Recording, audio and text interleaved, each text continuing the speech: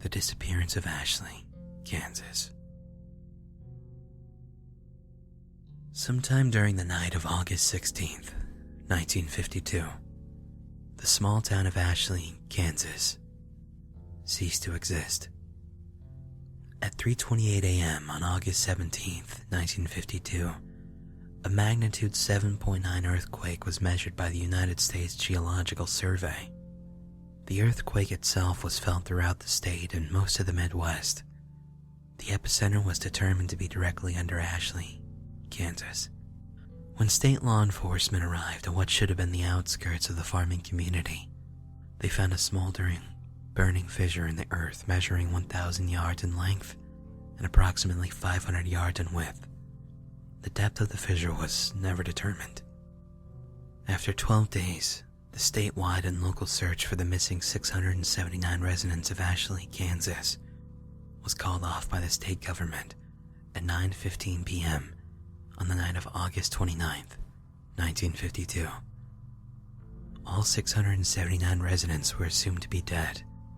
At 2:27 a.m. on August 30th, 1952, a magnitude 7.5 earthquake was measured by the United States Geological Survey. The epicenter was situated under what used to be the location of Ashley, Kansas. When law enforcement investigated at 5:32 a.m., they reported that the fissure in the earth had closed. In the 8 days leading up to the disappearance of the town and its 679 residents, bizarre and unexplainable events were reported by dozens of residents in Ashley, Kansas, and law enforcement from the surrounding area. On the evening of August 8th, 1952, at 7:13 p.m., a resident by the name of Gabriel Jonathan reported a strange sight in the sky above Ashley. The town itself, having no official branch of law enforcement, called into the police station of the neighboring town of Hayes. Gabriel reported what appeared to be a small, black opening in the sky. Within the next 15 minutes, the Hayes police station became overwhelmed with dozens of phone calls, all reporting the same phenomenon. The phenomenon was never reported by any neighboring communities. A decision was made to send a trooper to Ashley to investigate the matter the following morning. At 7:45 a.m. on the morning of August 9th, 1952, Hayes police officer Alan Mace radioed the Hayes police station. He reported that, despite following the one-way road leading into Ashley, he had become lost. According to his report, the road continued along its normal path, but somehow ended up back in Hayes.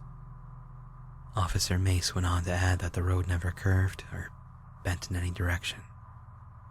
At 9:15 a.m., 7 of the town's 10 police cars were sent to investigate the situation, and all members of the team came to the same conclusion.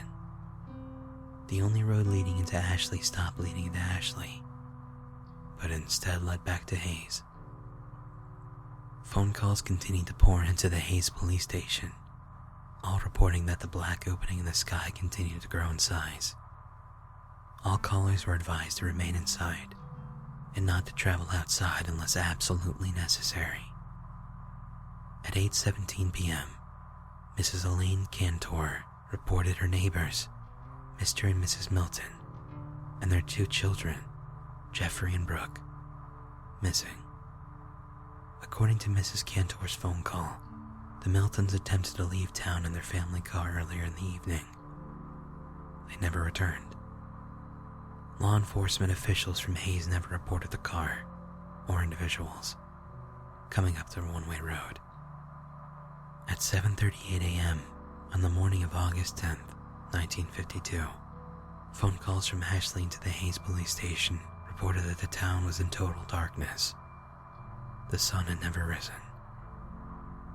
At 10:15 a.m., at the request of Hayes law enforcement, a helicopter from Topeka, Kansas flew over the region in which Ashley, Kansas, stood.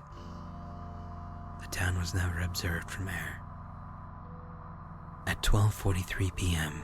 on the afternoon of August 11th, 1952, Miss Phoebe Danielewski called into the Hayes police station.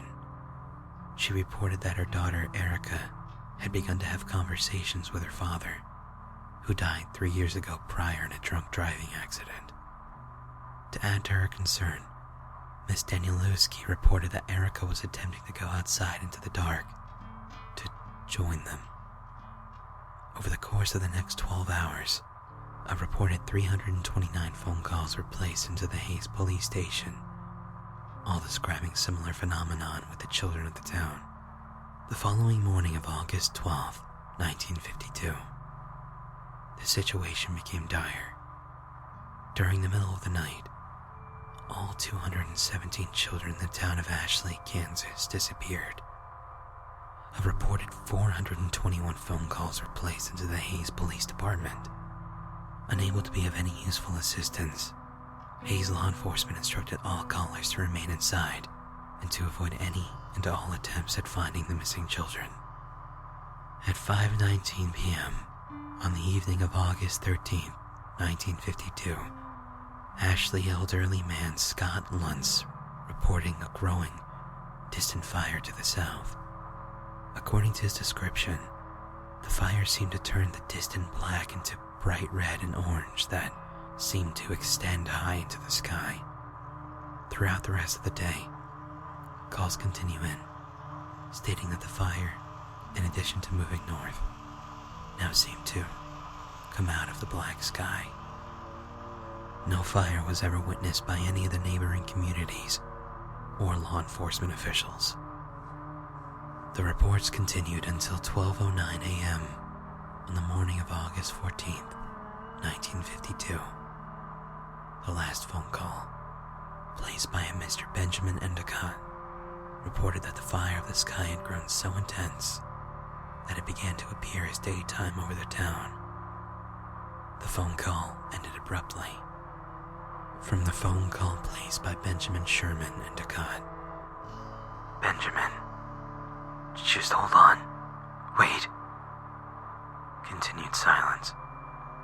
Benjamin continued. Yeah, I see something. It's to the south, it looks like. End phone call. The next phone call wouldn't be placed until the following evening. The following is the entire transcript of the final phone call to be received by the Hayes Police Department out of the town of Ashley, Kansas. It was placed at 9:46 p.m. on the evening of August 15th, 1952. In this recorded phone call, the officer on duty is Officer Peter Welsh. The caller has been identified as Miss April Foster. Begin phone call. Officer Welsh, Hayes Police Department. Muffled static. Officer Welsh continues. "Hello?" Foster says. "Yes, hello? Ma'am, who am I speaking with?" "My name is April. April Foster." Coughs. "Please, sir. Please help me." "What is happening, ma'am?" Last night they came back. Ma'am, I'm going to need you to... Last night they came back! Cries. Ma'am, I'm going to need you to calm down and speak clearly. What happened? Who came back? Sobbing. Everyone. They all came in the fire. What do you mean, everyone? My son. I saw my son last night. He was walking down the street. He was burned. Jesus Christ, he was burned! Ma'am, he died last year. I raised him since he was a baby. It was just me and him. I told him to watch for cars when he rode his bike. But he never wanted to listen. Ma'am, what you're saying isn't making any sense. You said everyone came back. Are you fucking listening to me? Everyone! Everyone came back! Everyone who died! went missing. They're back. And they're looking for us. Sobbing. He said, Mommy, I'm okay now. See, I can walk again. Where are you, Mommy? I want to see you. Sobs. Ma'am, where are you now? Are you safe?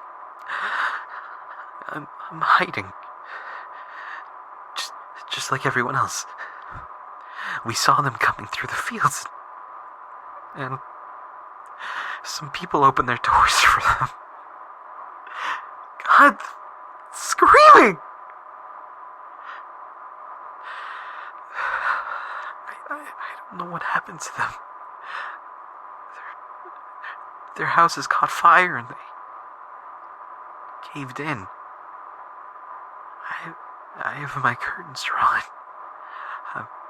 I'm hiding in the closet right now. Silence. Ma'am, is everything all right?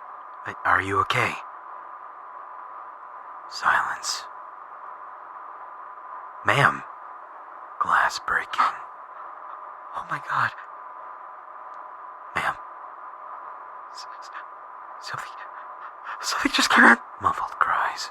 Ma'am, just stay as quiet as you can. Don't make a sound. Muffled. Mommy. Mommy. Sobbing. He came inside. Stay absolutely still. Don't leave. Sounds of muffled footsteps. Muffled. Mommy. Mommy. Where are you hiding? Stay quiet.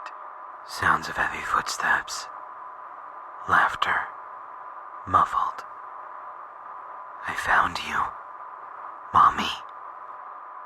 Indiscernible Ma'am? screaming and noise. Ma'am! Ends phone call. The following morning, at 6:55 a.m., the law enforcement officials of the Hayes Police Department arrived at the location of Ashley, Kansas. A smoldering, burning fissure in the earth was all that remained.